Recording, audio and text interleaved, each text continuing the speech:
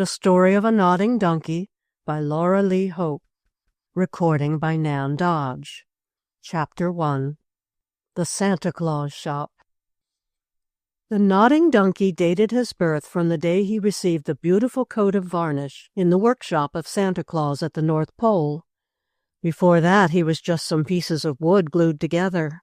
His head was not glued on, however, but was fastened in such a manner that with the least motion the donkey could nod it up and down, and also sidewise.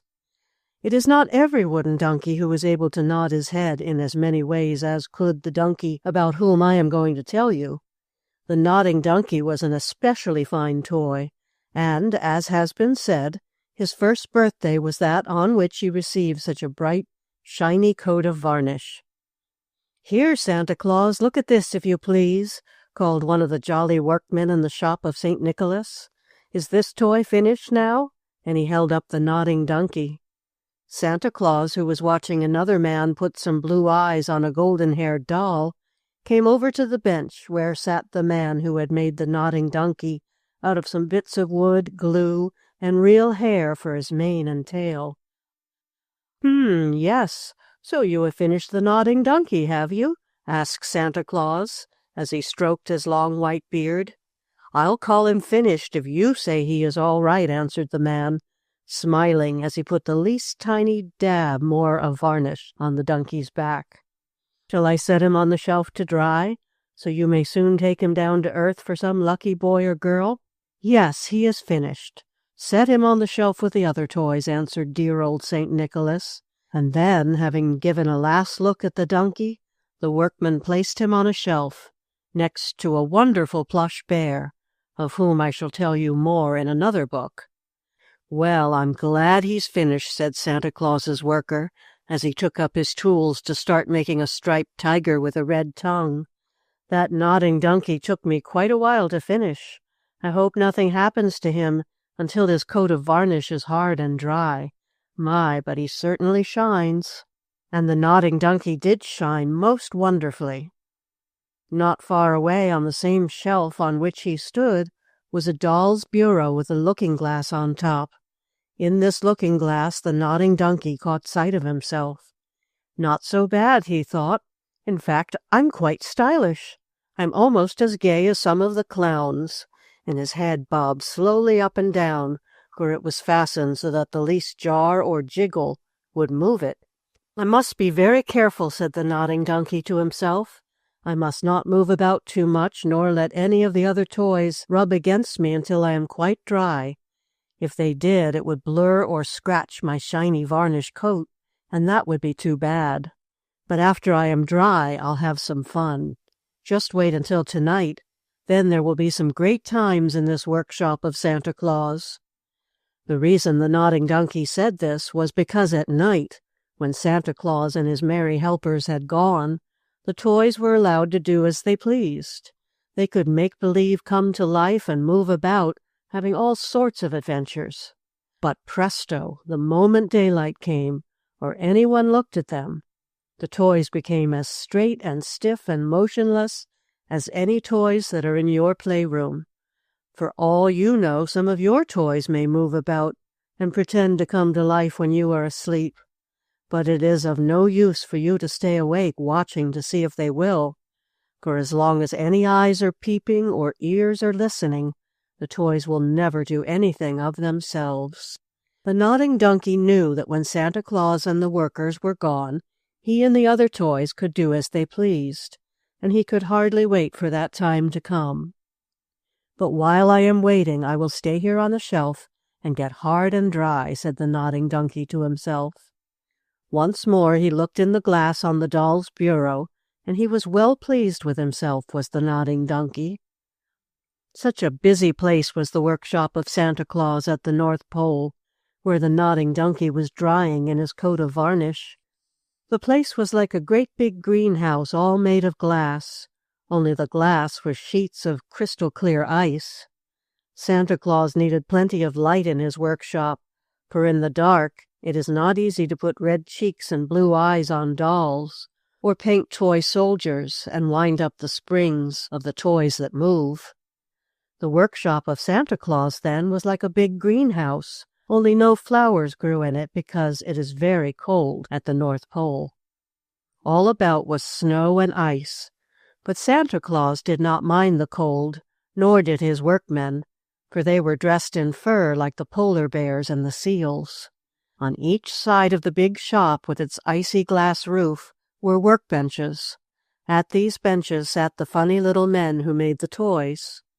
Some were stuffing sawdust into dolls, others were putting the lids on the boxes where the jacks lived, and still others were trying the jumping jacks to see that they jerked their legs and arms properly.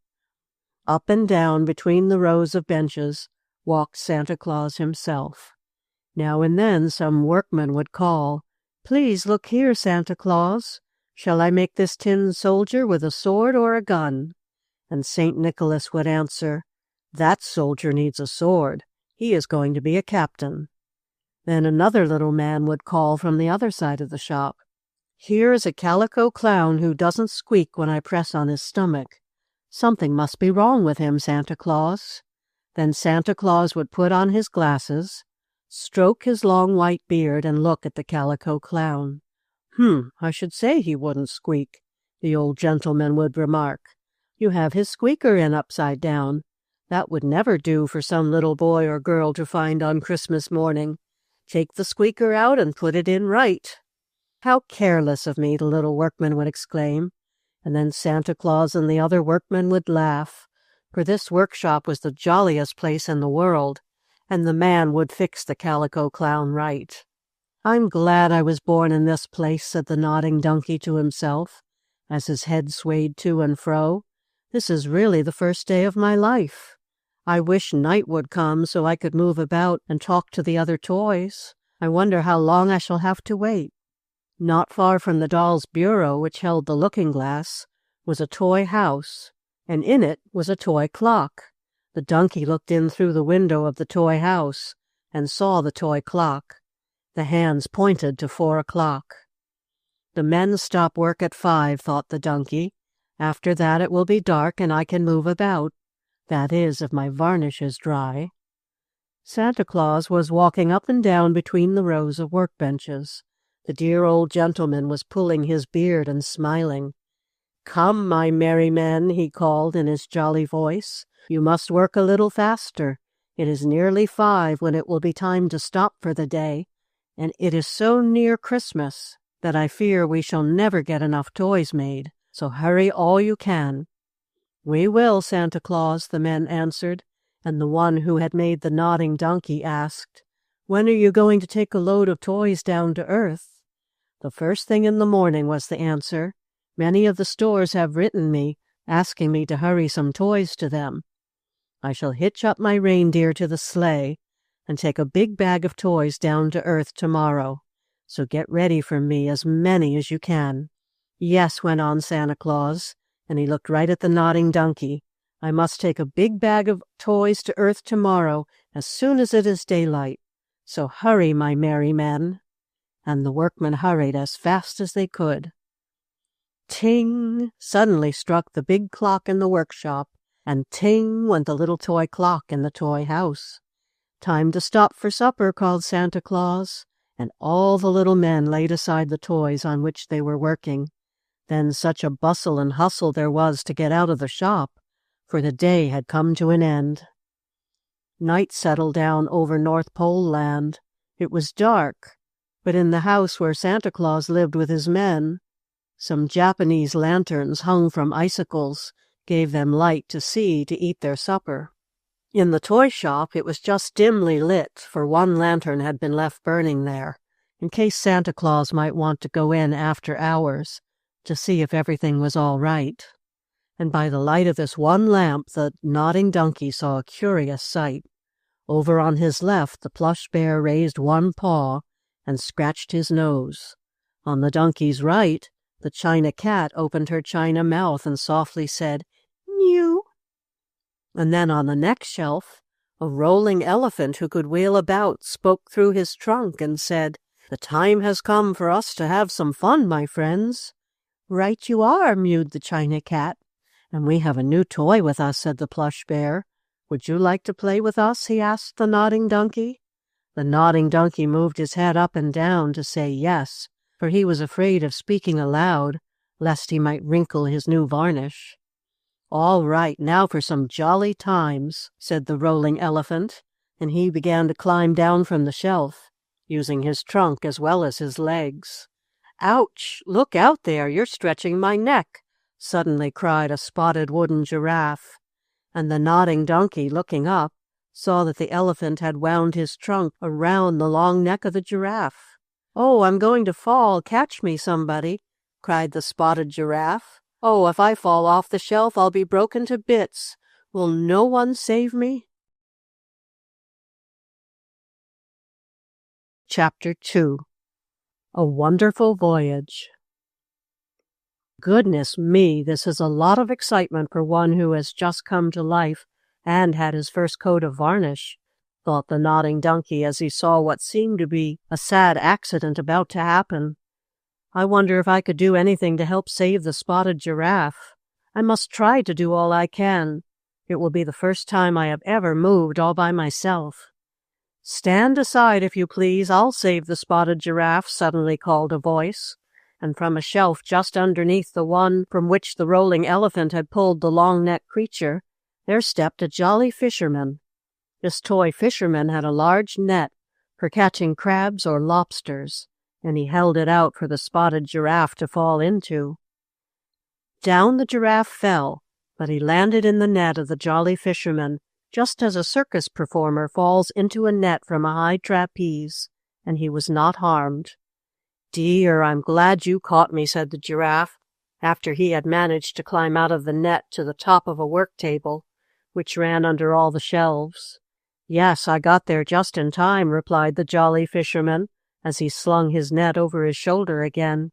"And I'm very sorry I pulled you from the shelf," said the rolling elephant. "I didn't mean to do it, Mr. Giraffe." "Well, as long as no harm is done, we'll forget all about it and have some fun," put in the plush bear. "This doesn't happen every night," the bear went on, speaking to the nodding donkey. "You must not get the idea that it's dangerous here." "Oh, no, I think it's a very nice place," the nodding donkey answered. "It's my first day here, you see." "Oh, yes, it's easy to see that," said the china cat. "You are so new and shiny, anyone would know you were just made. Well, now what shall we do? Who has a game to suggest or a riddle to ask?" And as she spoke, she put out her paw and began to roll a red rubber ball on the shelf near her. For, though she was very stiff in the daytime, being made of china like a dinner plate, the cat could easily move about at night, if no human eyes watched her. "Let's play a guessing game," suggested the rolling elephant, who, by this time, had managed to get down to the table without upsetting any more of the toys. "If we play tag or hide-and-go-seek, I'm so big and clumsy I may knock over something and break it." "That's so, you might," growled the plush bear. But, though he spoke in a growling voice, he was not at all cross. It was just his way of talking. "Well, what sort of a guessing game do you want to play, Mr. Elephant? I'll think of something, and you must all see if you can guess what it is."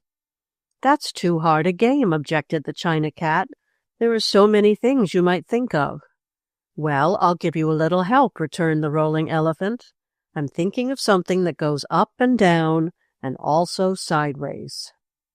For a moment, none of the toys spoke. Then, all of a sudden, the plush bear cried, "You're thinking of the nodding donkey. His head goes up and down and also sideways." "That's right," admitted the rolling elephant. "I didn't imagine you'd guess so soon. Now it's your turn to think of something." "Let's have the nodding donkey give the next question," suggested the china cat. "It's his birthday, you know, and we ought to help him remember it." "Go ahead, give us something to guess, nodding donkey," growled the plush bear. "Let me think," said the new toy slowly. "Ah, I have it. What am I thinking of that is like a snowball and has two eyes?" "A snowman," guessed a wax doll. "No," said the nodding donkey, laughing. "A polar bear," suggested the rolling elephant. "No," said the donkey again. Then the toys thought very hard. "Is it a rubber doll?" asked a Jack-in-the-Box. "No, it couldn't be that," he went on, "for a rubber doll isn't as white as a snowball. I give up." "But I don't," suddenly cried a tin soldier. "You were thinking of our white china cat, weren't you?" he asked. "Yes," answered the nodding donkey, "I was. You have guessed it." "Now it's the tin soldier's turn to give us something to guess," said the elephant. "Oh, we're having lots of fun." And so the toys were. All through the night they played about in the North Pole workshop of Santa Claus. When it was nearly morning, the nodding donkey spoke to the plush bear, asking, "Where is this Earth place that Santa Claus said he was going to take some of us?" "Oh my, don't ask me," said the plush bear. "I've never been down to Earth, though I know packs and packs of toys have been there. But it must be a real jolly sort of place, for every time Santa Claus goes there he comes back laughing and seems very happy. Then he loads up some more toys to take there."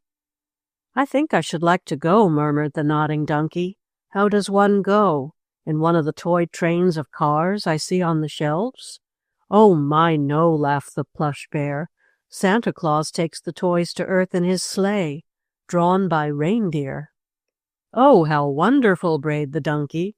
"I wonder if I shall soon take that wonderful voyage. I hope I may." "Hush!" suddenly called the rolling elephant. "Santa Claus and the workmen are coming in, and they must not see us at our make-believe play. Quick, to your shelves, all of you." Such a scramble as there was on the part of the toys. Some helped the others to climb up, and just as the last of them, including the nodding donkey, were safely in place, the door of the shop opened, and in came Santa Claus and his men. Then such a bustling about as there was, and from outside the shop could be heard the jingle of bells. "Those must be the reindeer," thought the nodding donkey. "Oh, what a jolly time I shall have if I ride in the sleigh with Santa Claus." Never was there such a busy time in the shop of Santa Claus. Jolly St. Nicholas himself hurried here and there, helping his men pick up different toys, which were put in a big bag. One of the men stopped in front of the nodding donkey. "Shall I put this chap in, Santa Claus?" the man inquired. "Is the varnish dry?" asked St. Nicholas. "Yes," answered the little man, testing it lightly with his finger. "Then put him in," said Santa Claus. "I'll take the nodding donkey to Earth with me." Oh, joy! Now I shall have some adventures. Now I shall see what the Earth is like, thought the nodding donkey. A moment later he was picked up, wrapped in soft paper, and thrust into a bag. "Oh, how very dark it is here," said the donkey in a whisper. "Hush!" whispered a jumping jack near him. "Don't talk. Santa Claus might hear you.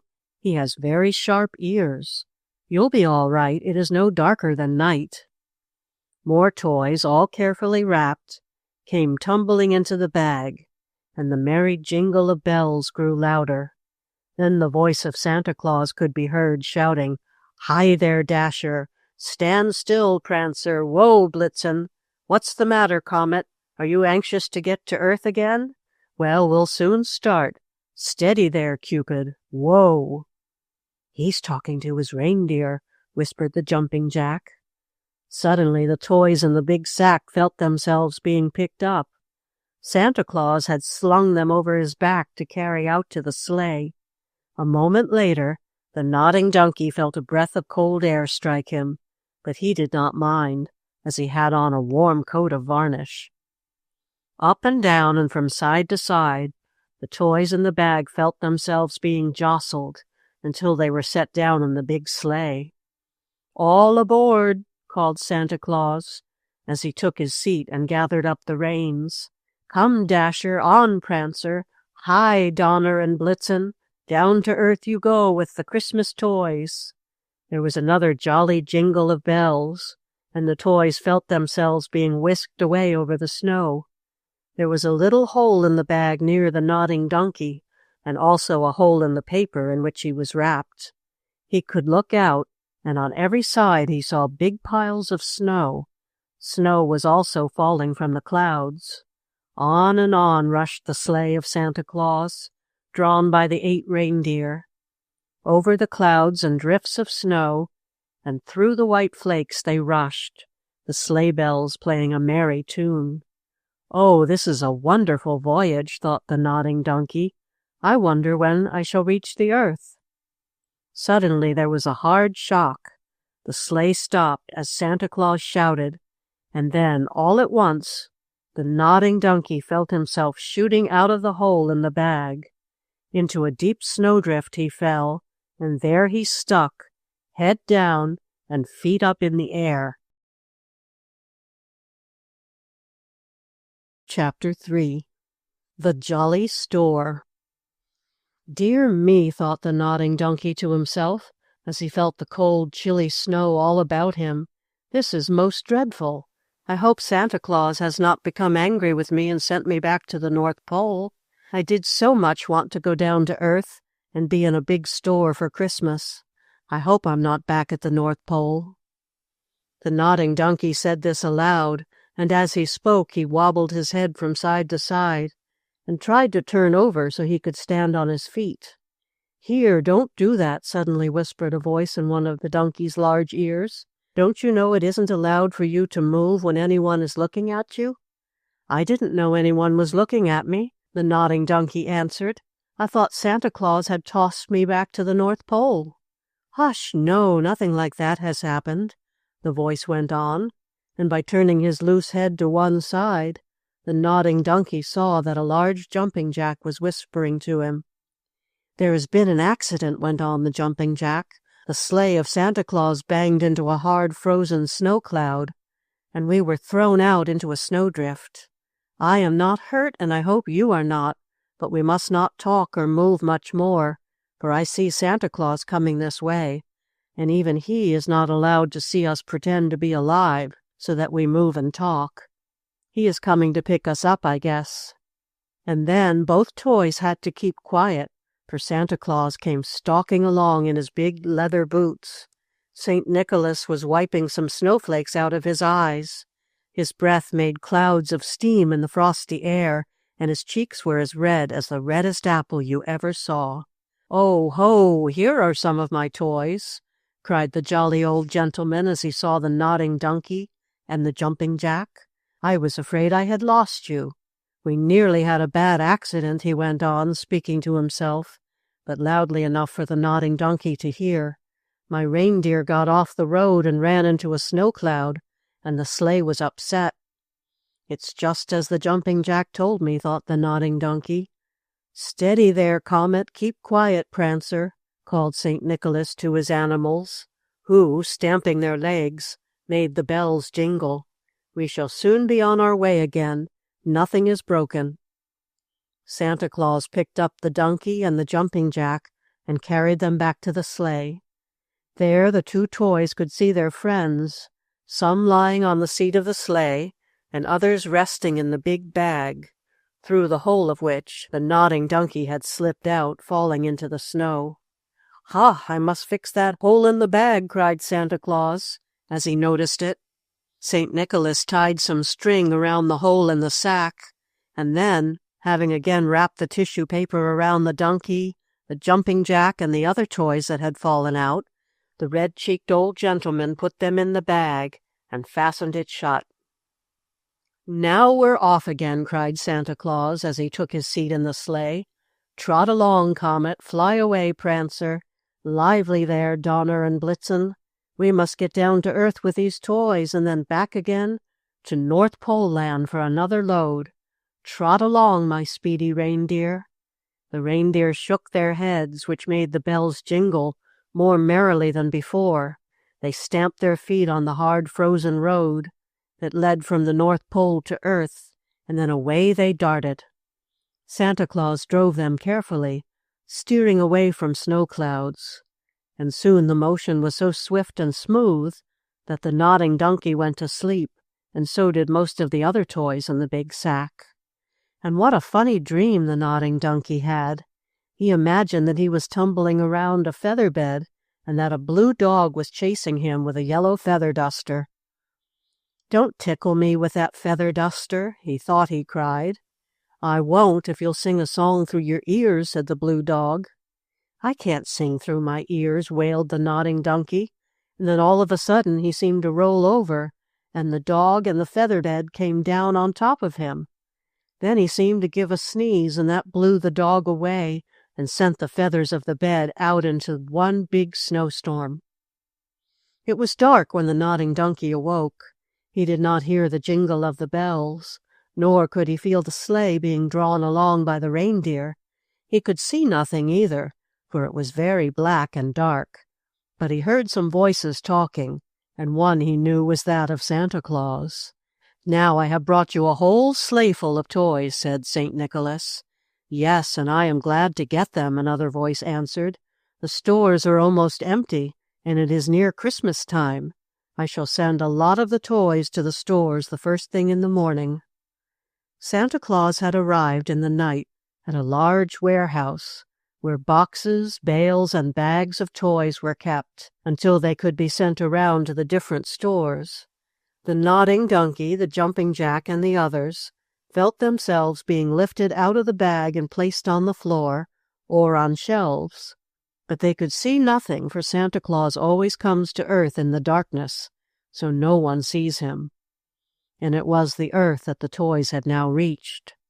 "Dear me, this isn't much fun," complained the nodding donkey as he stood on a shelf in the darkness. Faint and far off he could hear the bells of Santa Claus's reindeer jingling as jolly St. Nicholas drove back to North Pole Land. "I thought the earth was such a wonderful place," went on the nodding donkey, "but I don't like it here at all." "Hush," begged the jumping jack. "It is night. You have seen nothing yet. Wait until morning." And after a while, streaks of light began to come in through the windows of the warehouse where the toys had been left. The sun was rising. From a window near him, the nodding donkey caught a glimpse of snow outside. But the land was very different from the North Pole, where he had been made. The nodding donkey was turning his head to speak to the jumping jack, and he was going to take a look and see what other toys were near him, when all of a sudden 3 or 4 men came into the room. They had hammers, nails, and boards in their hands. "Hurry now," cried one of the men. "We must box up a lot of these toys and send them to the different stores. It will be Christmas before we know it." Suddenly one of the men caught hold of the nodding donkey and also of a large doll that had been on the same shelf. "I'll pack these in a box," said the man. "I just need them to fill one corner. Then I'll ship them off." The nodding donkey wished his friend the jumping jack might go in the same box with him, but it was not to be. The donkey gave one last look at his companion of the snowdrift, and a moment later he was being wrapped in tissue paper again and was packed down in a corner of a large box. The doll was treated the same way. Then the board cover was put on the box and nailed shut with a loud hammering noise. "Dear me, in the dark again," said the nodding donkey. "I don't seem to be having a good time at all." "Never mind, it will not last long," said the doll, who was made of cloth, so it did not matter how much she was squeezed. "We will soon be in the light again." The toys in the box could hear loud talking going on in the warehouse where they had been left by Santa Claus. They could also hear men moving about and the bang and rattle of boxes like theirs as the cases were nailed up and taken away. Finally, the nodding donkey, the doll, and other toys who were packed together felt their box being tilted up on one end. By this time, the nodding donkey was getting used to being stood on his head or turned over on his back, and he did not mind it. "Hurry up, load this box on a truck and take it to the mug store," cried a voice. "The mug store? I wonder where that is," thought the nodding donkey. And then he felt the box in which he lay being lifted up and carried along. There were bumps, thumps, turnings, and twistings, and then the nodding donkey felt himself gliding along. But he soon noticed that this ride was not as smooth as had been the one from North Pole Land to the earth. Instead of riding in a sleigh drawn by reindeer, the nodding donkey was riding on an automobile truck, and as it went out in the street it bumped and rattled along. There was so much noise and confusion, and it was so warm and cozy in the box where he was packed, that before he knew it the nodding donkey had fallen asleep, and as he slept the nodding donkey dreamed. He dreamed that he was back in the workshop of Santa Claus at the North Pole and on a shelf with other toys. Suddenly a wooden soldier began beating on the donkey's back with the end of a gun. Rub-a-dub-dub, drummed the soldier, and the donkey's head nodded so hard that he feared it would be shaken off. "Stop, stop," cried the donkey in his dream, and then he suddenly awakened. He heard a hammering, but it was not on his back. It was outside the case in which he was packed, and he soon noticed that someone was knocking off the boards that formed the cover. With a wrench and a squeak, one of the cover boards was raised, letting in a flood of light. The nodding donkey blinked his eyes, coming out of the darkness into the glare of the light. Then he felt himself being lifted up and set on a shelf. At the same time he heard a pleasant voice saying, "Here's the case of new toys, daughters. And see, one of the very newest is a nodding donkey. I'm sure he will please some little boy or girl." The nodding donkey looked around him. He was on a shelf in the jolliest toy store he had ever imagined. It was almost as nice as the workshop of Santa Claus. Standing in front of the shelf was a white-haired old man and two ladies, one on either side of him.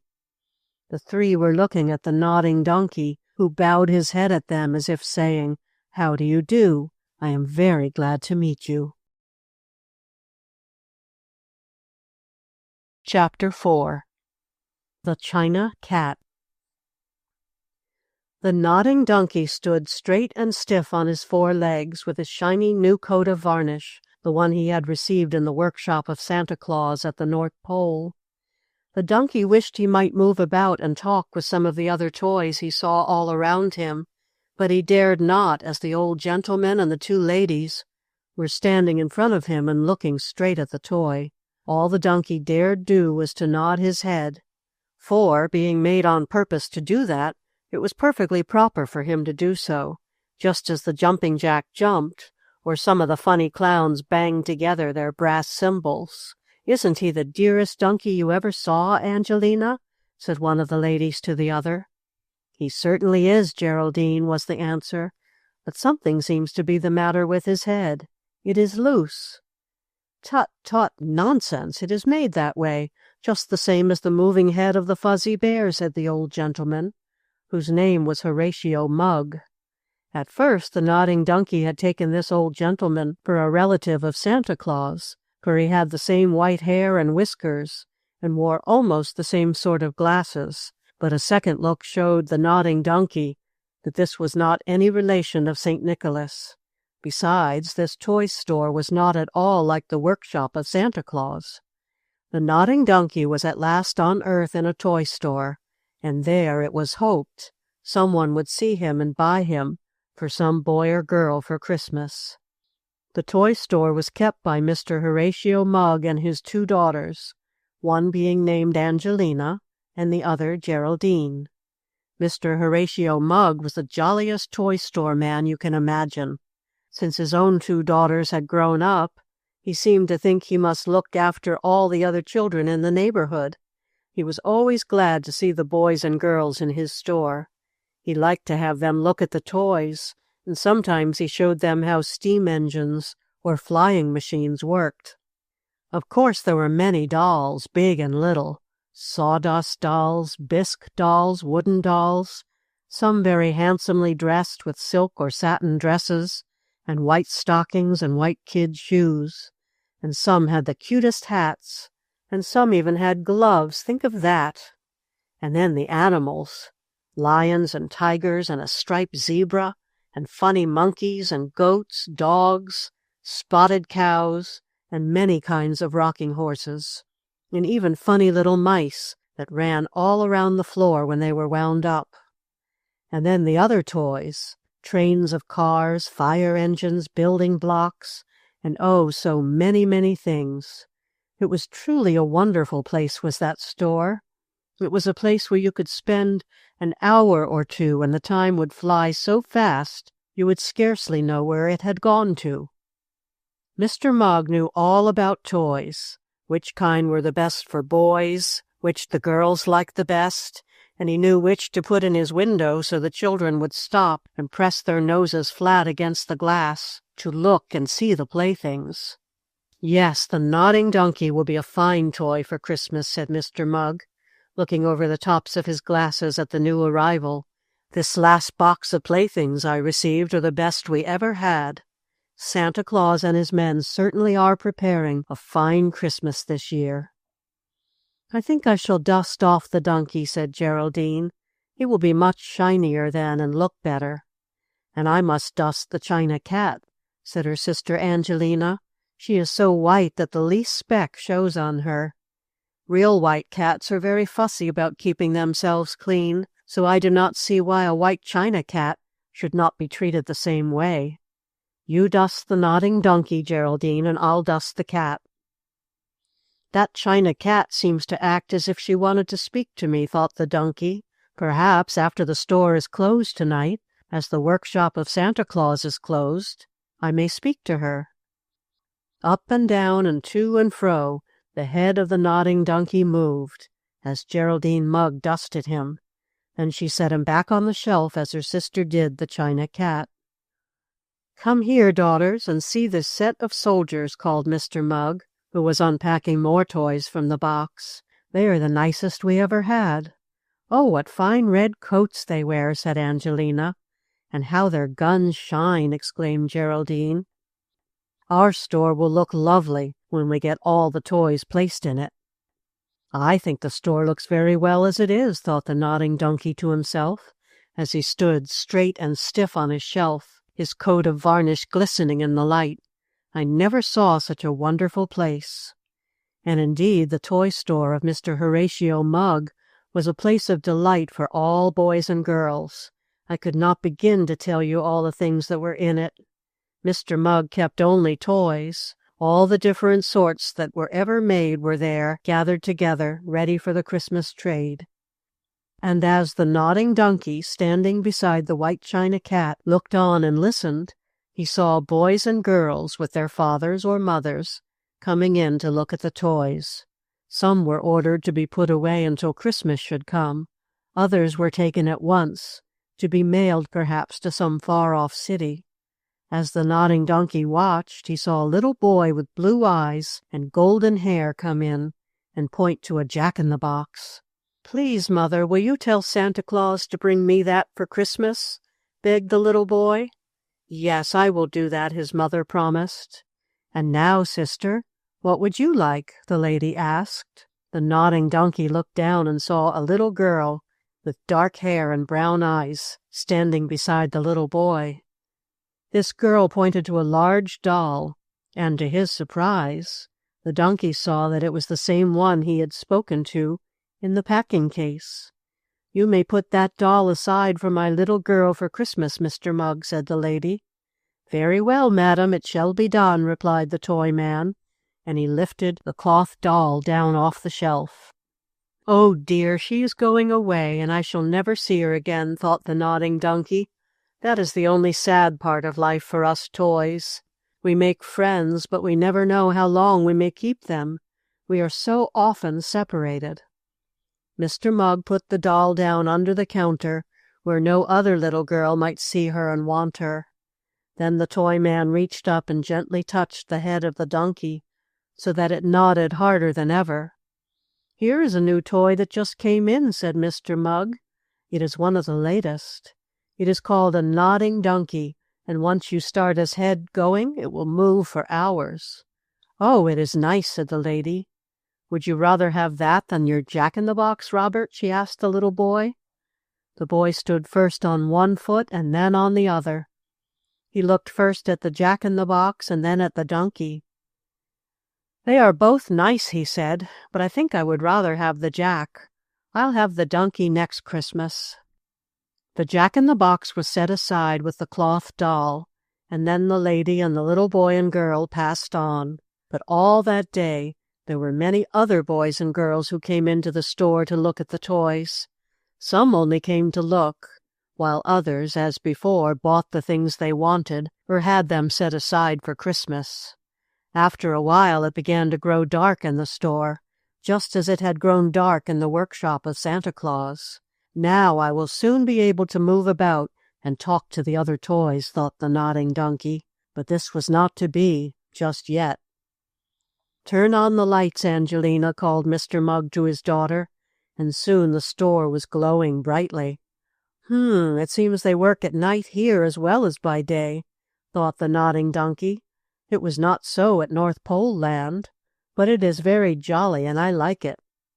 During the evening, when the lights were glowing, many other customers came in, but there were not so many boys and girls. The nodding donkey had been taken down more than once and made to do his trick of shaking his head, but so far no one had bought him. And though the china cat had also been looked at and admired, no one had bought her. At last Mr. Mugg stretched his arms, yawned as though he might be very sleepy, and said, "Turn out the lights, Angelina. It is time to close the shop and go to bed." Soon the toy shop was in darkness, all except one light that was kept burning all night. The place became very still and quiet, the only noise being made by a little mouse who came out to get some crumbs dropped by Mr. Mugg, who had eaten his lunch in the store. "Ahem!" suddenly said the nodding donkey. "Do you mind if I speak to you?" he asked the china cat, who stood near him on the shelf. "Not at all," was the kind answer. "I was just going to ask how you came here." "I came direct from the workshop of Santa Claus at the North Pole," answered the nodding donkey, "and I suppose, just as we toys could do there, that we are allowed to move about and talk while here." "Oh, yes," answered the china cat. "We can make believe we are alive as long as no one sees us. But tell me, how is everything at the North Pole?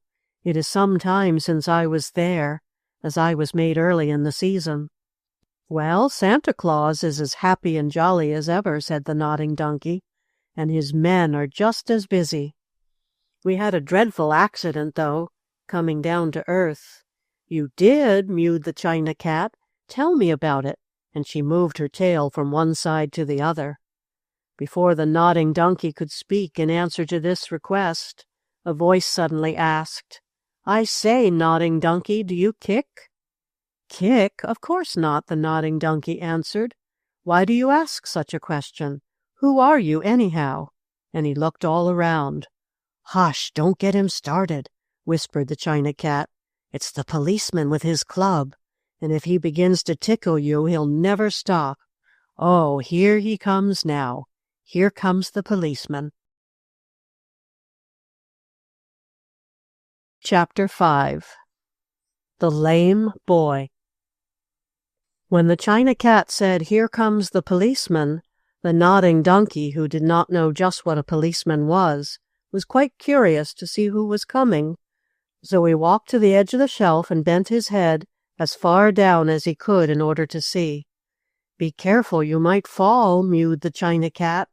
"Ha, if he falls, then I'll pick him up. That's what I'm here for, to help in case of accident." "I could ring for the ambulance," suddenly came in the same voice that had asked if the nodding donkey kicked. "On second thought, perhaps it will be just as well to have an accident. It will give us something to talk about," the voice went on. "Go ahead, nodding donkey, fall off the shelf. I'll pick you up and send you to the toy hospital in the toy ambulance with the clanging bell." "Indeed, I am not going to fall," brayed the donkey. "Who is he, anyhow?" he whispered to the china cat. "That's the policeman I was telling you about," was the answer. "Here he comes now." And suddenly the policeman's voice went on, saying, "Come now, move along. Don't block up the sidewalk. Move on. Don't loiter here." The nodding donkey looked to one side, and there he saw a toy policeman, dressed just as a real one would be, with blue coat, brass buttons, a white helmet, and a club that swung on the end of a leather string. The policeman walked along, for he could do that when a spring inside him was wound up, and as he walked he swung his club to and fro, and said, just like a real policeman, "Come now, move along, don't block up the sidewalk." Then he added in a different tone, "There is no accident now, but if that nodding donkey would only fall off the shelf, we might have one." Indeed, and I'm not going to fall off the shelf just for fun, brayed the donkey. Oh, aren't you? Then we must make fun in some other way, said the toy policeman. How are you feeling? And with that he jumped up on the shelf beside the donkey and tickled him in the ribs with the club.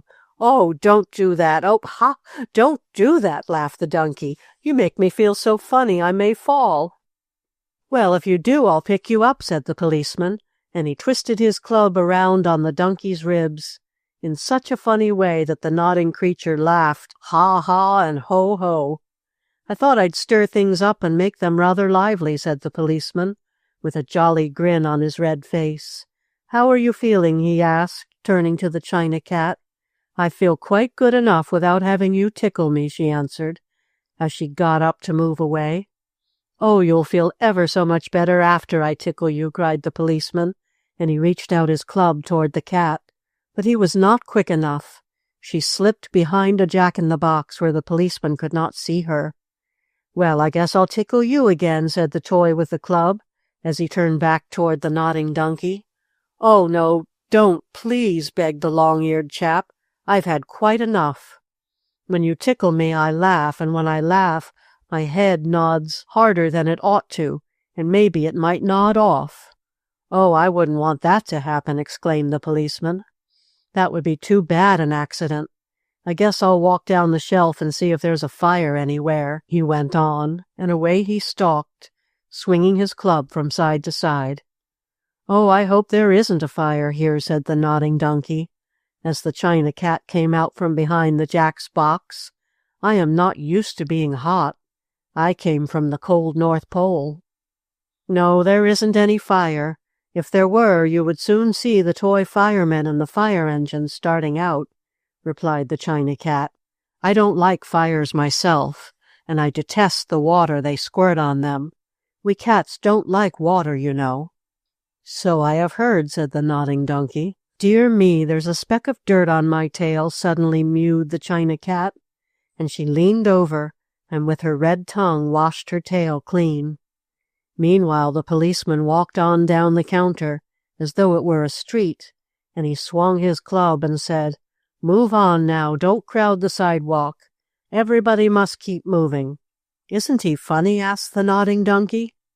He is when he doesn't tickle you, said the china cat, as she looked in a doll's mirror to see if she had any more specks of dirt on her white coat.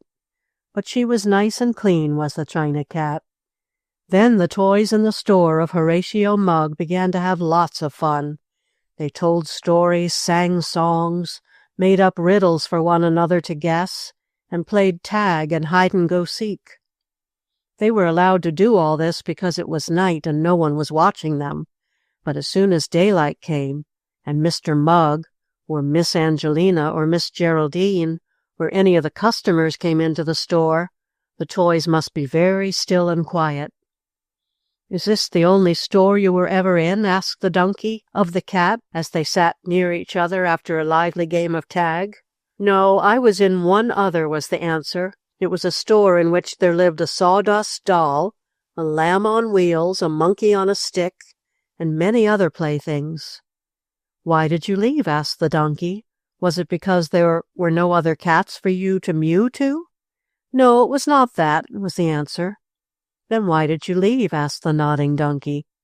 Well, one Christmas I was bought by a gentleman, who sent me to a lady, was the answer. She was a lady who was always changing things that came to her from the store. She would buy a thing one day and change it or send it back the next. And when I came to her as a Christmas present, she happened to have a little china dog. I guess she thought the dog might bark at me. Anyhow, she sent me back to the store. Only she sent me here instead of to the store where the Calico Clown and the other toys lived, and the mistake was never found out. Mr. Mugg and his daughters took me in, and I have been here ever since. Do you ever see your friend, the monkey on a stick, or hear from the sawdust doll? Asked the donkey. Once in a while, was the answer. Sometimes, when the grown folk buy toys for children, they pick out the wrong ones, and the toys are brought back or exchanged. These toys that come back tell us of the houses where they have spent a few days. Once a jumping jack who was brought back in this way told about being in a house where the sawdust doll lived, and where there was also a white rocking horse I used to know. I should like to meet the white rocking horse, said the nodding donkey. He might be a distant relation of mine. Perhaps, agreed the china cat. But now I think it is time we got back on our shelves. I see daylight beginning to peep in the window, and it would never do for Mr. Mugg or Miss Angelina or Miss Geraldine to see us moving about. I suppose not, said the nodding donkey somewhat sadly. Move along, everybody, move back to your places. Daylight is coming, called the policeman, as he walked past swinging his club. And a little later, when all the toys were back on the shelves, the sun rose, and in came Mr. Mugg to open the store for the day. All that day people came and went in the toy store, some coming to look and others to buy. Some of the toys were taken away, and the nodding donkey wondered when it would be his turn. But though he was often taken up, shown and admired, no one purchased him. I know what I will do so that donkey will be sold, said Mr. Mugg in the afternoon. What? Asked Miss Angelina. I will put him in the show window, answered her father. Oh, let me decorate the show window, begged Miss Geraldine. I'll make up a scene with a Christmas tree and put the nodding donkey under it. Very well, agreed Mr. Mugg. I will leave the show window to you, Geraldine. Make it look as pretty as you can. And Miss Geraldine did. She got a little Christmas tree and set it up in a box. Then she put some tiny electric lights on it and also some toys. Other toys were put under the tree, and one of these was the nodding donkey. Oh, now I can see things, said the donkey to himself, as he found he could look right out into the street. It was a scene he had never observed before. All his life had been spent in the workshop of Santa Claus or in the toy store. He was most delighted to look out into the street. It was snowing, and crowds were hurrying to and fro, doing their Christmas shopping. After the show window in the store of Mr. Horatio Mugg had been newly decorated by Miss Geraldine, many boys and girls and grown folk, too, stopped to peer in. They looked at the nodding donkey, at the jumping jacks, at the dolls, the toy fire engines, at the soldiers, and at the policemen. Toward evening, when the lights had just been set aglow, the nodding donkey saw, coming toward the window, a little lame boy. He had to walk on crutches, and with him was a lady who had hold of his arm. "Oh, Mother, look at the new toys," cried the lame boy. "And see that donkey? Why, he's shaking his head at me. Look, he's making his head go up and down. I guess he thinks I asked you if you'd buy him for me, and he's saying yes, isn't he, Mother?" "Perhaps," answered the lady. "Would you like that nodding donkey for Christmas, Joe?" "Oh, I just would," cried the lame boy. "Let's go in and look at him. Maybe I can hold him in my hands. Oh, I'd just love that nodding donkey." Chapter 6. A New Home. For a minute or two longer, the lame boy and his mother stood in front of the show window of the toy shop of Mr. Horatio Mugg and his 2 daughters. The lame boy looked at the nodding donkey, and the nodding donkey bobbed his head in such a funny fashion that the lame boy smiled. "I'm glad I could make him do that," thought the donkey. "He doesn't look so sad when he smiles. I wonder what is the matter with him that he walks in such a funny way." Of course, the nodding donkey did not know what it meant to be lame. His own wooden legs were straight and stiff, and he did not need crutches, as did the lame boy. "Be sure it is the nodding donkey you want, and not some other toy," said the boy's mother, as they looked at the things in the window. "Yes, Mother, I'd rather have him than anything else," the boy answered. And into the store they went. Mr. Mugg came out from behind the counter. "Would you like to look at some toys?" asked the storekeeper. "My little boy thinks he would like the nodding donkey in the window," said the lady, whose name was Mrs. Richmond. "Ah, yes, that is a very fine toy," said Mr. Mugg, with a smile for the lame boy. "It is one of the very latest from the shop of Santa Claus. Geraldine, please show the boy the nodding donkey. Mr. Mugg called, and as Joe, the lame boy, walked along with Miss Geraldine, Mr. Mugg said to Mrs. Richmond, "I am very sorry to see that your boy has to go on crutches." "Yes, his father and I feel very sad about it," Joe's mother answered. "We have already had the doctors do almost everything they can to cure him, but now we fear he must have another and worse operation. I dread it, and that is why I would get him almost anything to make him happy." He seemed very pleased with the nodding donkey. "I'm sure Joe will like that toy," said Mr. Mugg.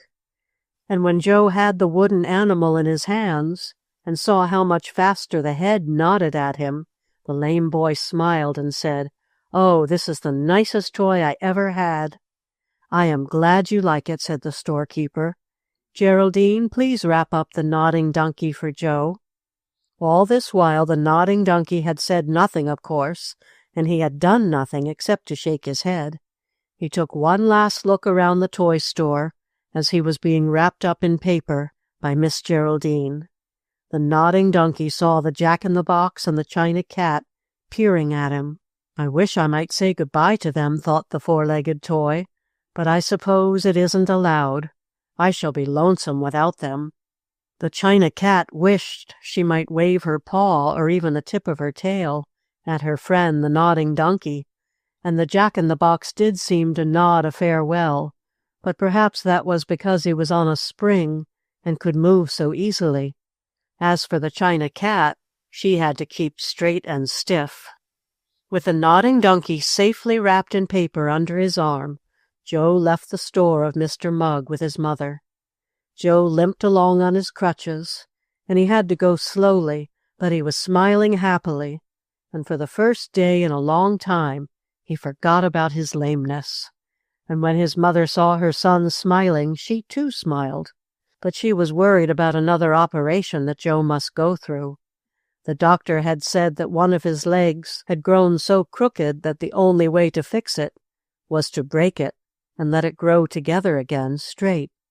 But now, with his nodding donkey, Joe thought nothing about operations or his crutches or about being lame. All his mind was on the nodding donkey, and he even tore a little hole in the paper so he could look through and make sure his toy was all right.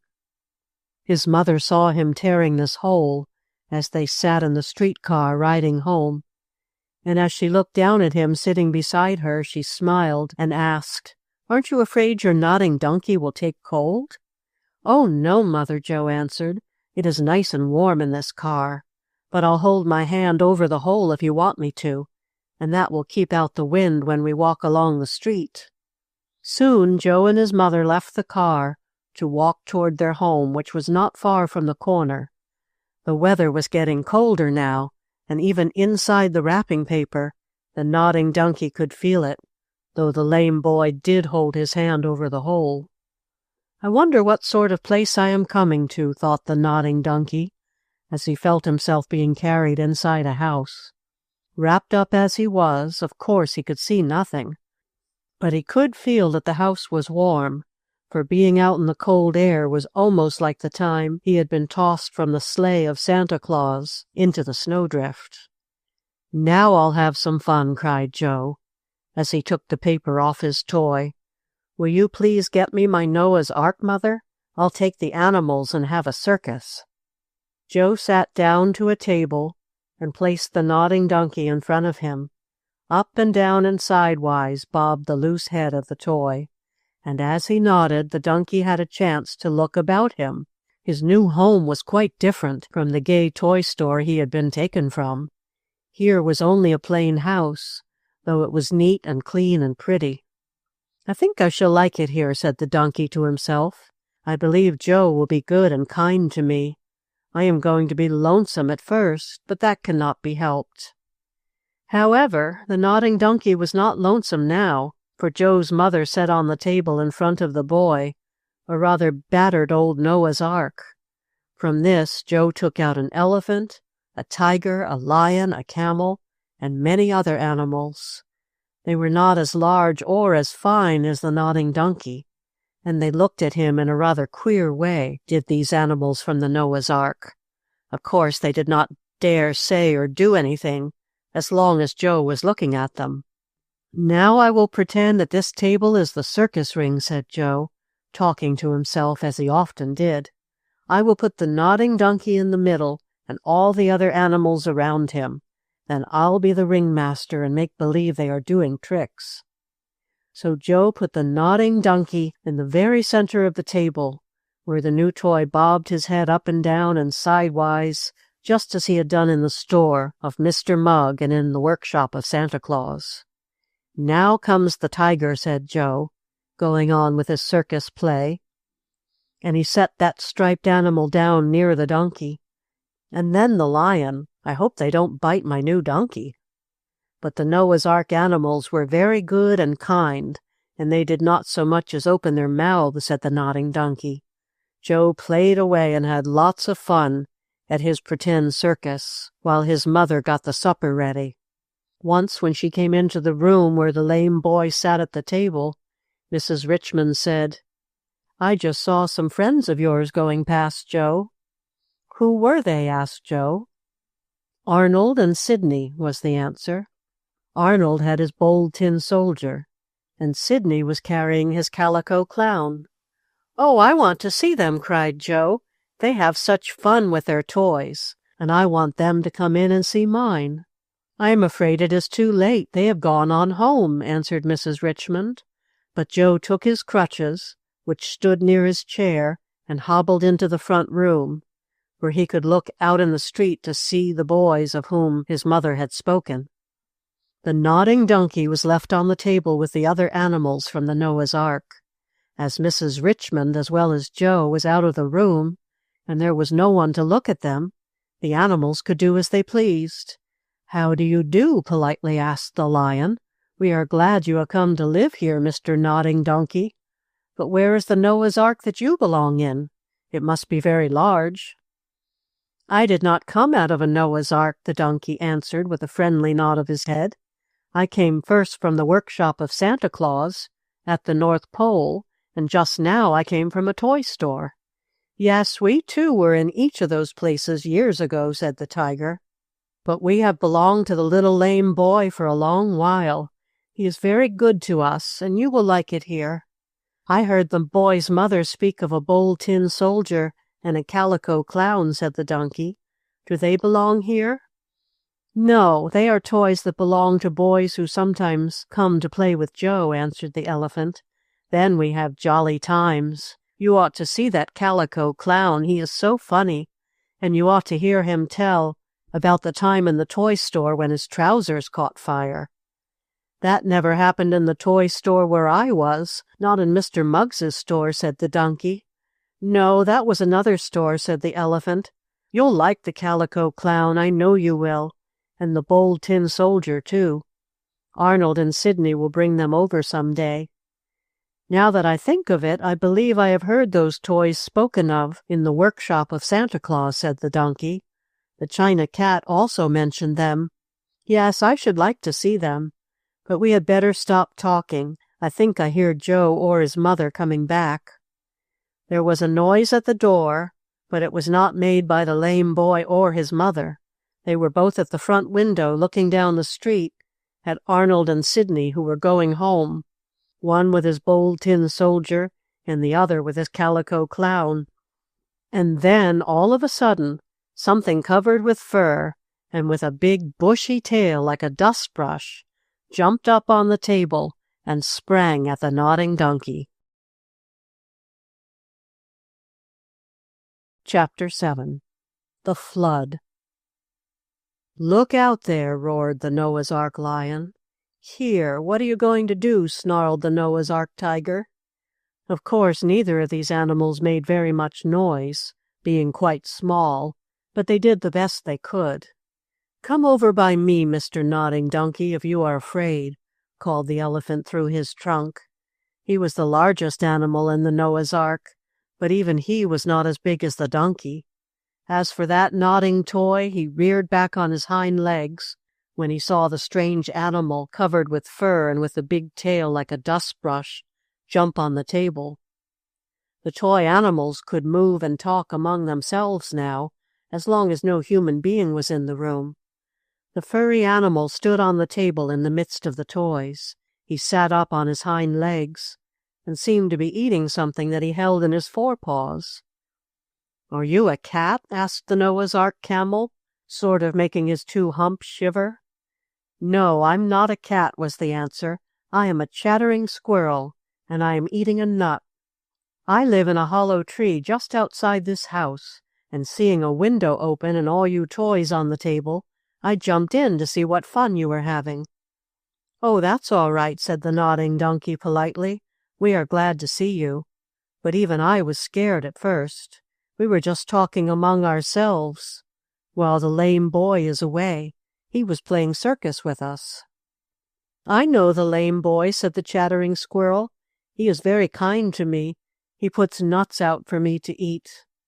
I am eating one now. Will you have a nibble?" And the squirrel held out the nut to the nodding donkey. "No, thank you, I don't eat nuts," returned the new toy. "I eat other things too," went on the squirrel.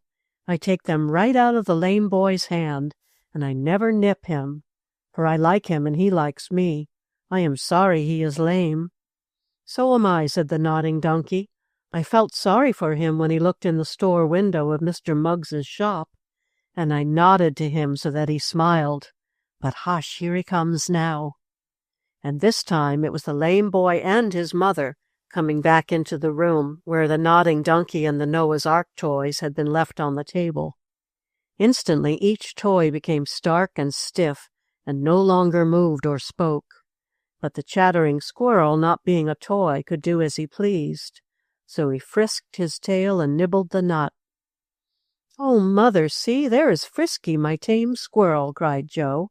"He must have come in through the window to see my nodding donkey." "Hello, Frisky," cried the lame boy. And then, when he put down his hand, the chattering squirrel scrambled across the table and let Joe rub his soft fur. "I guess he is looking for something to eat," said Mrs. Richmond with a smile. "He wants his supper, as you want yours, Joe, and as your father will as soon as he gets home. You had better put away your toys now, your nodding donkey and the Noah's Ark animals, and get ready for supper. I think there are a few more nuts left, which you may give Frisky." "Oh, he'll love those, Mother," cried Joe. And when he had put away his toys, he brought out some more nuts for the squirrel, who liked them very much. The nodding donkey was put up on the mantel shelf in the dining room, but the Noah's Ark toys, being older, were set aside in a closet. "I want Daddy to see my donkey as soon as he comes in," said Joe, and he waited for his father. Soon Mr. Richmond's step was heard in the hall, and Joe hobbled on his crutches to meet him.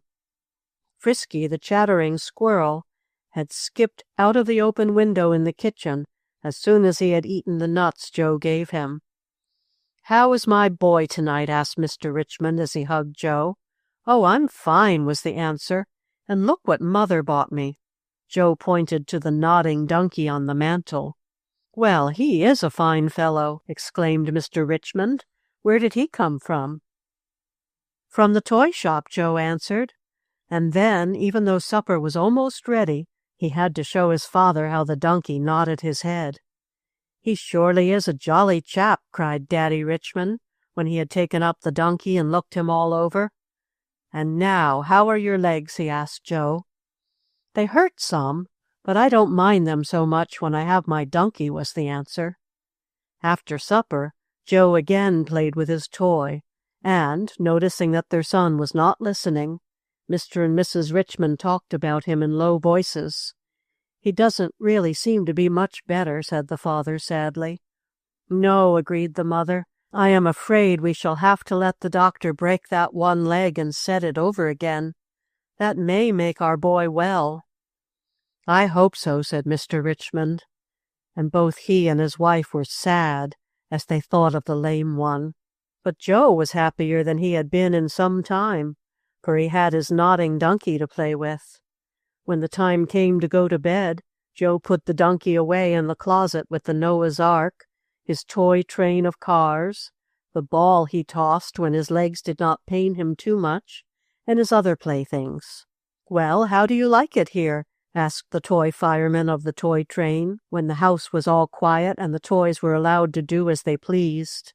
"I think I shall like it very much," was the donkey's answer. "I would give you a ride on this toy train," said the engineer in the cab across from the fireman, "but you are too large to get in any of the cars." "But we aren't," cried the tiger.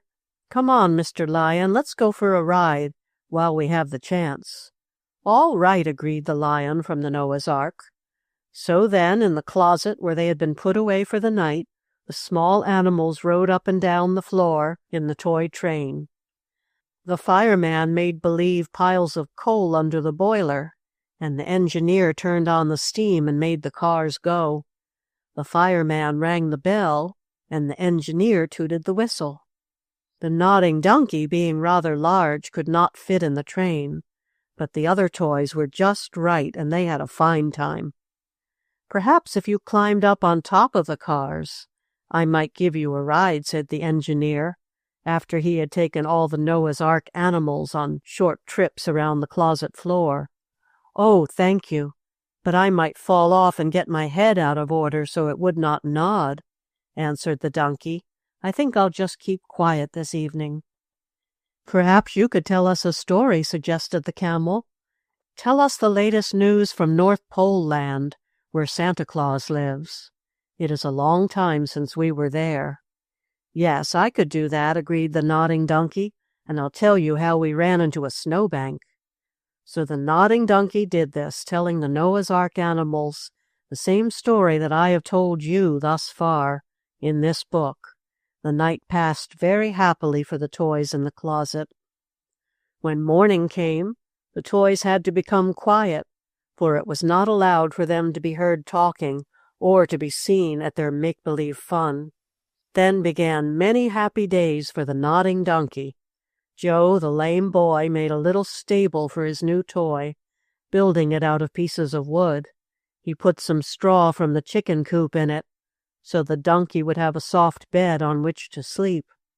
Joe played all sorts of games with his new toy.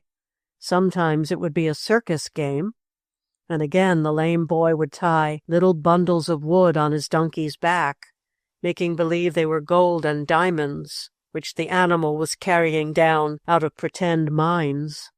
One day Arnold and Sidney, two boys who lived not very far from the home of Joe, came over with their playthings. Arnold brought his bold tin soldier and his company, and Sidney his calico clown. The three boys looked at the nodding donkey and admired him very much, and Joe had fun playing with the soldier and the clown. After a while, Mrs. Richmond called to Joe and his chums. "Come out into the kitchen, boys, and I'll give you some bread and jam," and you can easily believe the boys did not take long to hurry out, Joe stumping along on his crutches. Meanwhile, the donkey, the clown, and the soldier and his men, being left by themselves in the other room, had a chance to talk. "I am so glad to meet you," brayed the donkey. "I have heard so much about you." "Did you hear how once I burned my trousers?" asked the calico clown. "I heard it mentioned," the donkey said, "but I should like to hear more about it." "I'll tell you," offered the funny chap. So he related that tale, just as it is told in another of these books. "Well, that was quite an adventure," said the donkey when all had been told. "I suppose you have had adventures too," he went on, looking at the bold tin soldier. "Oh, a few," was the answer. "Tell them about the time in the toy shop when you drew your sword and frightened away the rat that was coming after the sawdust doll and the candy rabbit," suggested the clown. "All right, I will," said the soldier, and he did. You may read, if you like, about the candy rabbit and the sawdust doll in the books written especially about these toys. So the nodding donkey listened to the stories told by the soldier and the clown, and he was just wishing he might have adventures such as they had had, when back into the room came Joe and his friends. They had finished eating the bread and jam. Then the boys played again with their toys until it was time for Arnold and Sidney to go home. And now I must tell you of a wonderful adventure that befell the nodding donkey about a week after he had come to live with the lame boy, and how he saved Joe's home from being flooded with water.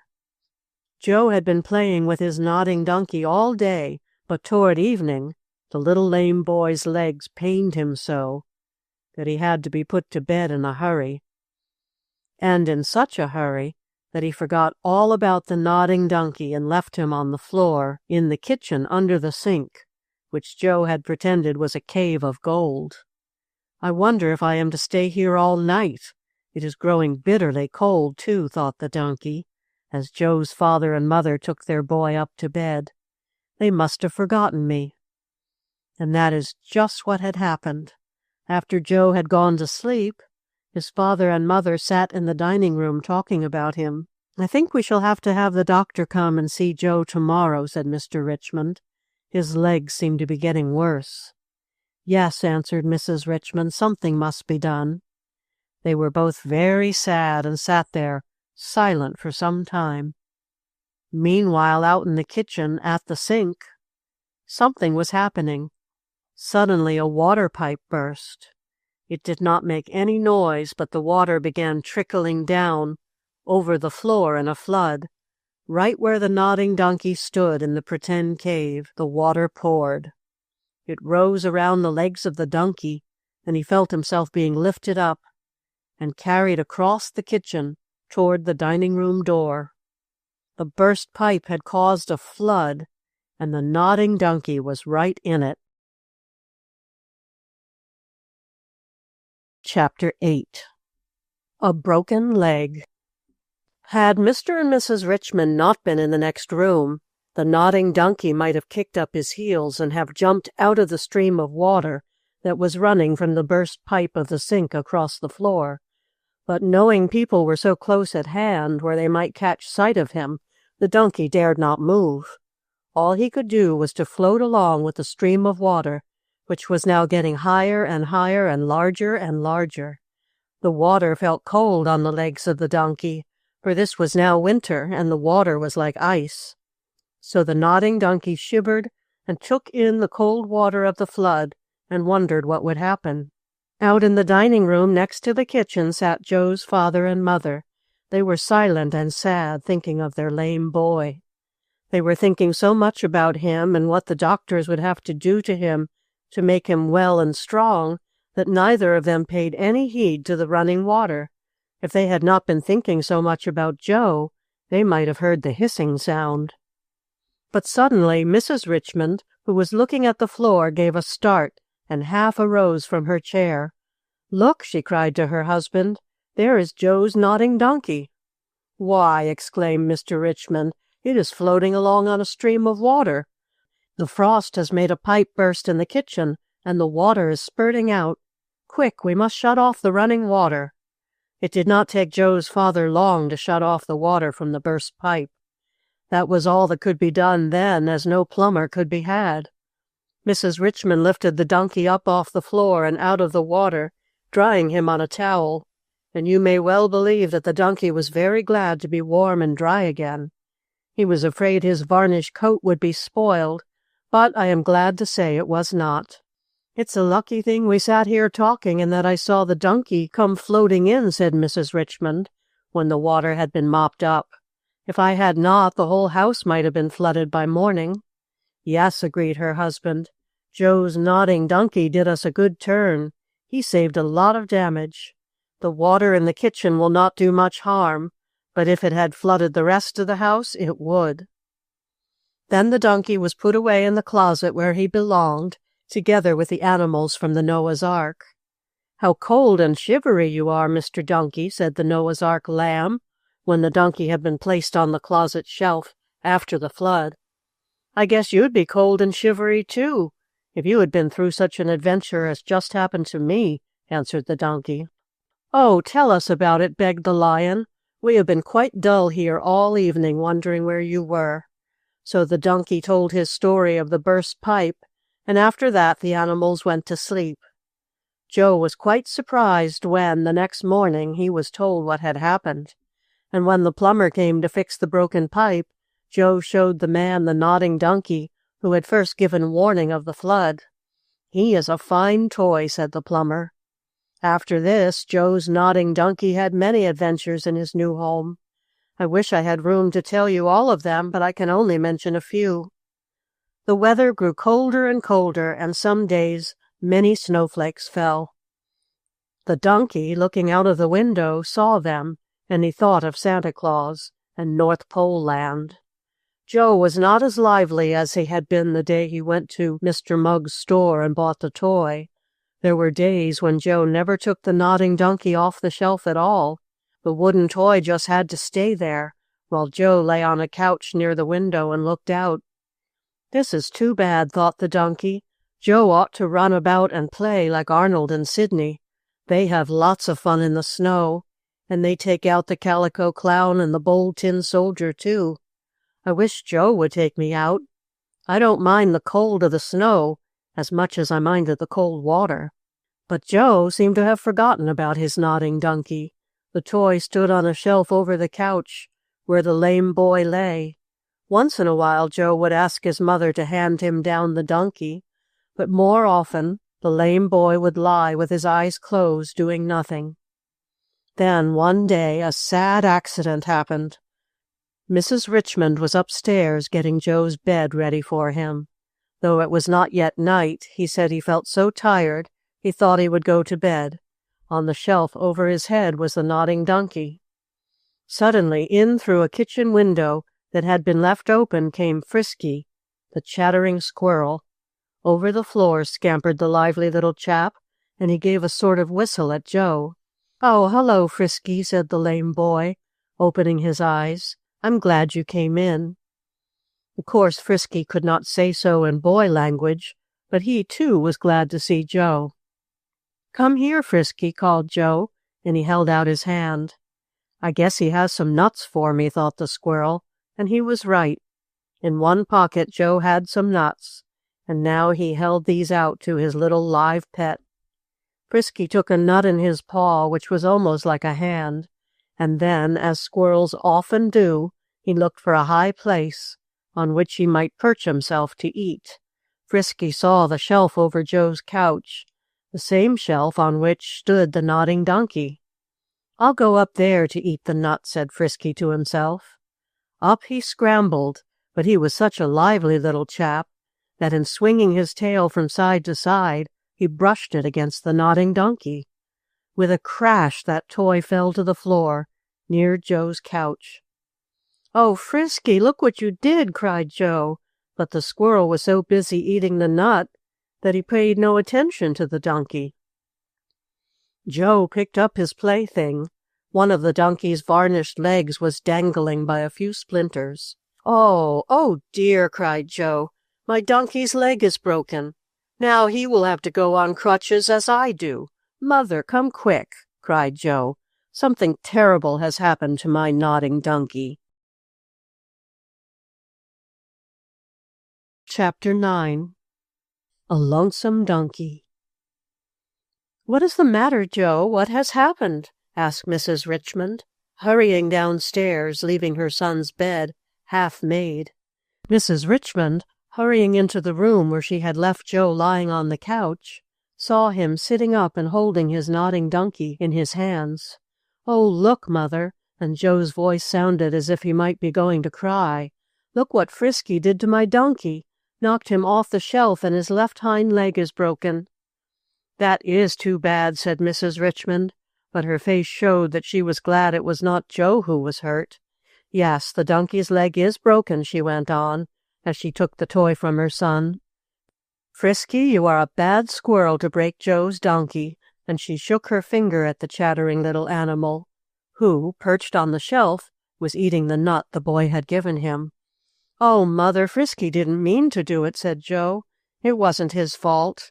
I guess the nodding donkey was too close to the edge of the shelf, but now his leg is broken, and I guess he'll have to go on crutches the same as I do, won't he, Mother?"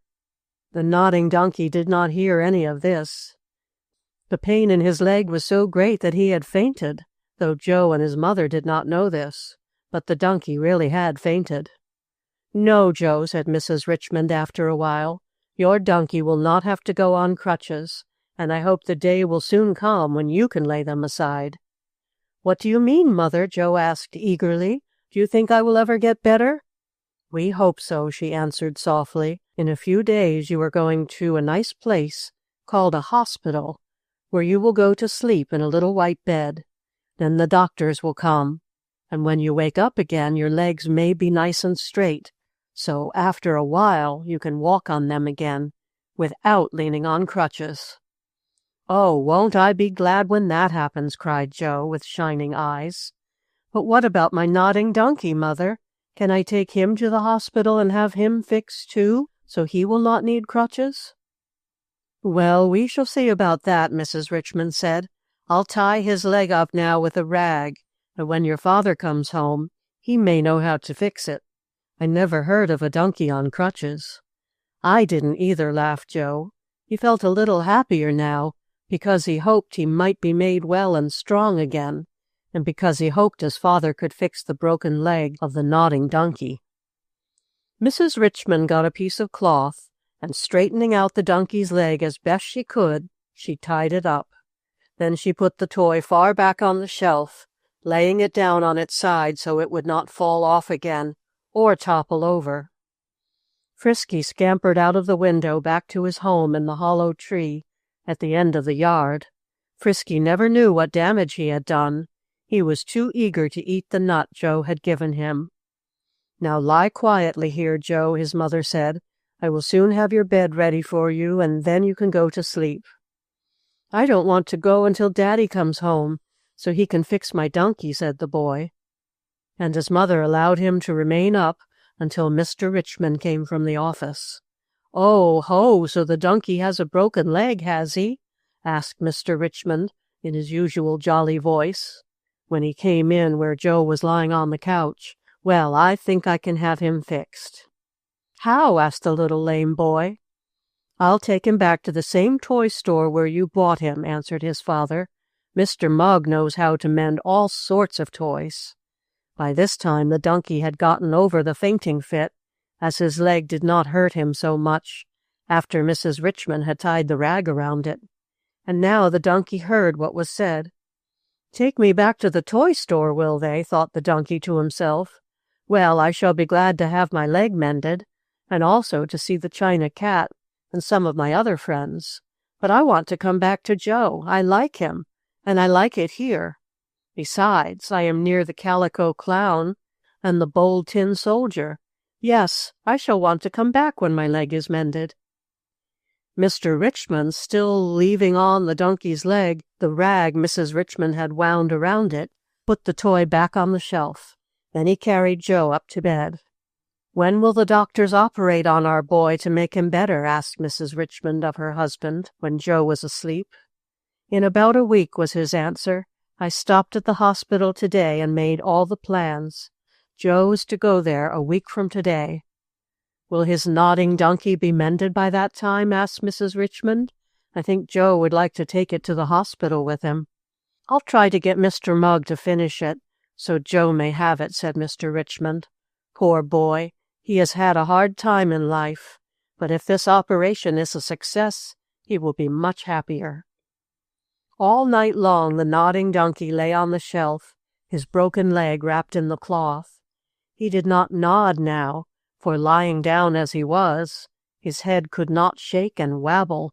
Besides, the toy felt too sad and was in too much pain to nod, even if he had stood on his feet. But of course he couldn't stand up with a broken leg, indeed not. In the closet where they were kept, the animals from Noah's Ark talked among themselves that night. "Where is the nodding donkey?" asked the lion. "Why is he not here with us? I hope he hasn't become too proud because he is a new shiny toy and we are old and battered," said the tiger sadly. "Nonsense," rumbled the elephant. "The nodding donkey is not that kind of toy. He would be here if he could. Some accident has happened, you may depend on it." "Well, I'm glad my train didn't run over him," said the engineer of the toy locomotive. "It was some kind of accident, I'm sure," insisted the elephant. "I heard Joe cry out, and his mother came running downstairs.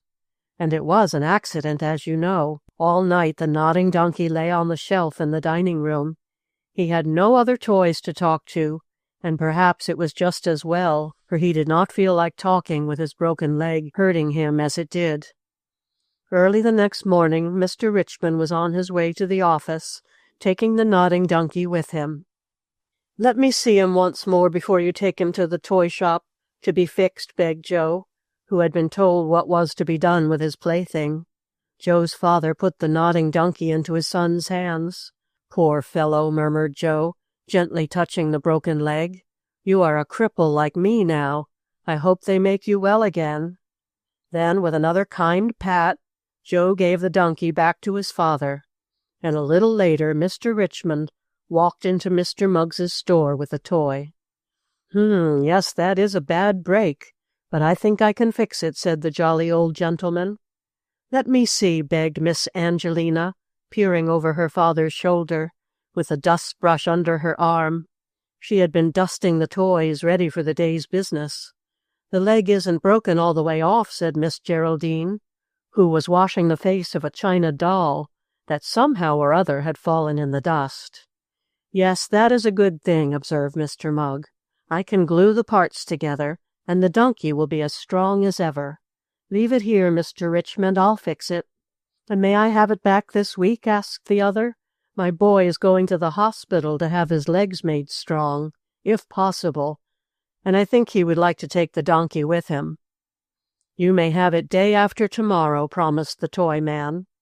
The nodding donkey was still in such pain from his broken leg that he did not pay much attention to the other toys in the store, but Mr. Mugg lost no time in getting to work on the broken toy. "Heat me the pot of glue, Geraldine," he called to his daughter, "and get me some paint and varnish. When I mend the broken leg, I'll paint over the splintered place, so it will not show." The nodding donkey was taken to a workbench. Mr. Mugg, wearing a long apron and a cap, just like the workmen in the shop of Santa Claus, sat down to begin. With tiny pieces of wood put in the broken leg to make it as strong as the others that were not broken, with hot sticky glue and with strands of silk thread, Mr. Mugg worked on the nodding donkey. The toy felt like braying out as loudly as he could when he felt the hot glue on his leg, but he was not permitted to do this, since Mr. Mugg was looking at him. So he had to keep silent, and in the end he felt much better. "There, I think you will do now," said Mr. Mugg, as he tightly bound some bandages on the donkey's leg. "When it gets dry, I will paint it over, and it will look as good as new." The mended donkey was set aside on a shelf by himself, and not among the toys that were for sale. All day and all night long he remained there. He was feeling too upset and in too much pain to be lonesome. All he wished for was to be better. In the morning he was almost himself again. Mr. Mugg came, and finding the glue hard and dry, took off the bandages. Then with his knife he scraped away little hard pieces of glue that had dried on the outside, and the toy man also cut away some splinters of new wood that stuck out. "Now to paint your leg, and you will be finished," said Mr. Mugg. The smell of the paint and varnish, as it was put on him, made the nodding donkey think of when he had first come to life in the workshop of Santa Claus. He was feeling quite young and happy again. "There you are," cried Mr. Mugg, as he once more set the donkey on the shelf for the paint and varnish to dry, and this time the donkey was allowed to be among the other toys, though he was not for sale. That night in the store, when all was quiet and still, the nodding donkey shook his head and spoke to the china cat, who was not far away. "Well, you see, I am back here again," said the nodding donkey. "Have you come to stay?" asked the china cat. "You can't imagine how surprised I was when I saw you brought in. But what has happened?" Then the donkey told of his accident and how he had been mended. "Your leg looks all right now," said the china cat, glancing at it in the light of the one lamp Mr. Mugg left burning when he closed his store. "Yes, I am feeling quite myself again," said the donkey. "But I am not here to stay. I must go back to Joe, the lame boy." "At least we shall have a chance to talk over old times for a little while," said the China Cat. "I came near being sold yesterday. A lady was going to buy me for her baby to cut his teeth on. Just fancy." "I don't believe you would have liked that," said the donkey. "No, indeed," mewed the China Cat.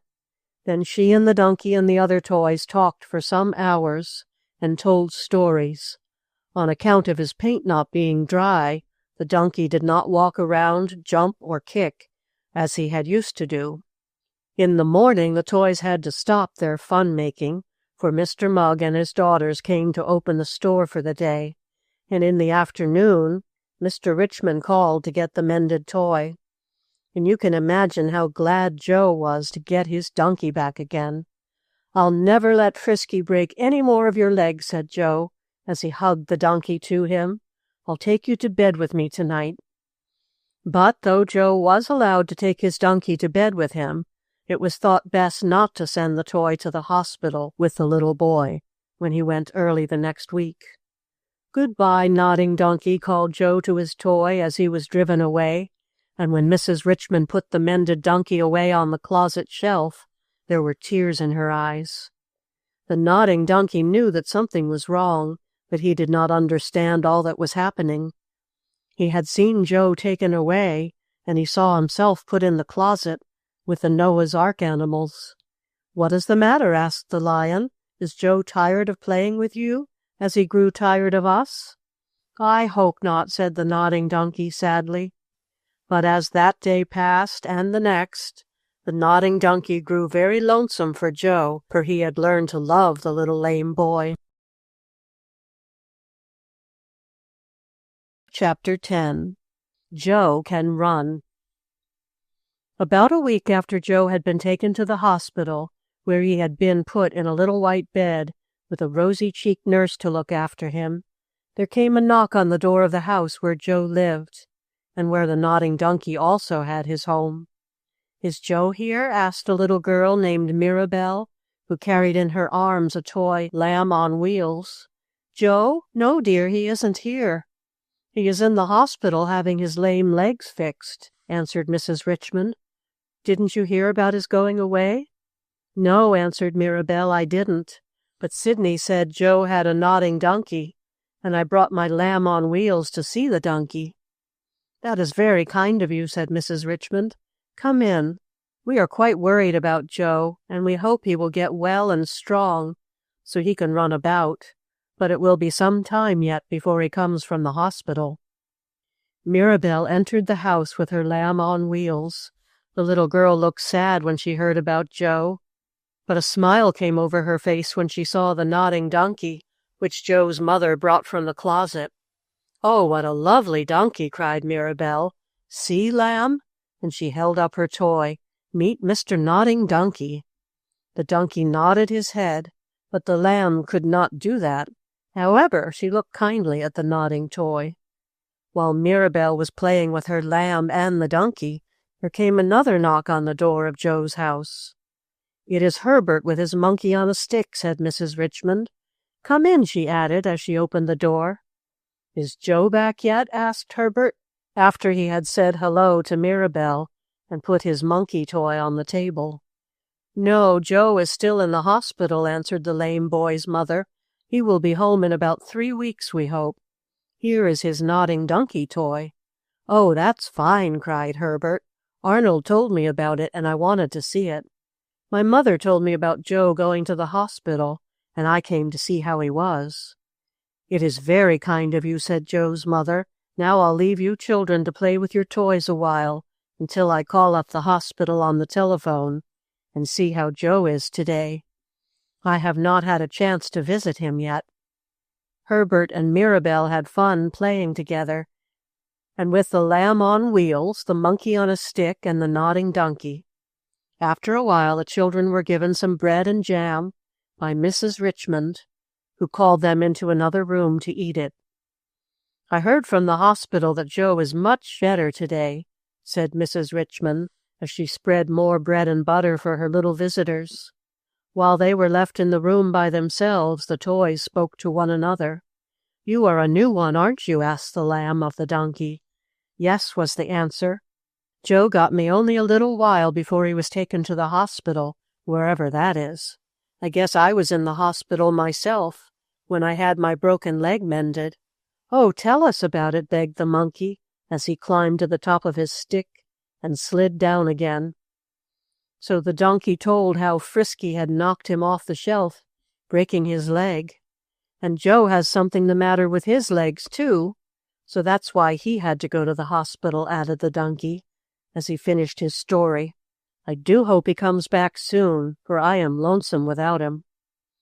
The toys spent a happy half-hour together, and then when Mirabelle and Herbert came back into the room, having finished their bread and jam, the donkey, the lamb, and the monkey had to become quiet. "We'll come over again when Joe gets home," said Mirabelle, as she and Herbert left. "And we'll get the other boys and girls and give him a toy party," added the owner of the monkey. "Oh, that will be lovely," said Mrs. Richmond. The nodding donkey was put back in the closet, where he told the Noah's Ark animals all about the visit of the monkey and lamb. "I have heard of those toys," said the elephant. "They know the sawdust doll, the white rocking horse, the candy rabbit, and the bold tin soldier." "My, what a lot of jolly toys there are," said the donkey, and then he grew silent, thinking of poor little Joe in the hospital. Joe did not have an easy time. He was very ill and in great pain, but the kind doctors and nurses looked well after him, and his father and mother went to see him almost every day. One afternoon, when Joe had been in the hospital for what seemed to him a whole year, his father and the doctor came into the room. There was also a nurse, and she began to put on Joe the clothes he wore in the street. "What is going to happen?" asked the boy. "I am going to take you home and give your mother a joyful surprise," said his father. "Oh, how glad I am!" cried Joe. "And then I can see my nodding donkey, can't I? Is he all right, Daddy?" "As right and as fine as ever," answered Mr. Richmond. Joe could hardly sit still during the ride home. He got out of the automobile and went through the snow up to the front door. His father opened it, and Joe saw his mother standing at the end of the hall. For a moment, Mrs. Richmond could hardly believe what she saw. "Joe, Joe, my little boy," she cried. "Oh, you have come home again. Are you all right? Are your legs better? Can you walk?" "Can I walk, Mother?" cried Joe in a happy voice. "Of course I can. I can walk without my crutches. And I can run, see?"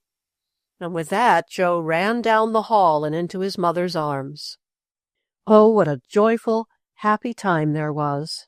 Joe's legs were straight and strong again, and he did not need his crutches any more. "And now, where is my nodding donkey?" he asked. "I want to see him." "I'll get him for you," offered his mother, and when the toy was set on the table near Joe, it nodded its head to welcome him home. "Oh, my dear donkey, how I missed you while I was in the hospital," said Joe. "And I missed you too," thought the donkey. 2 or 3 days after this, when Joe had gotten used to being at home again, there came a knock at the door. Outside, happy voices were talking and laughing.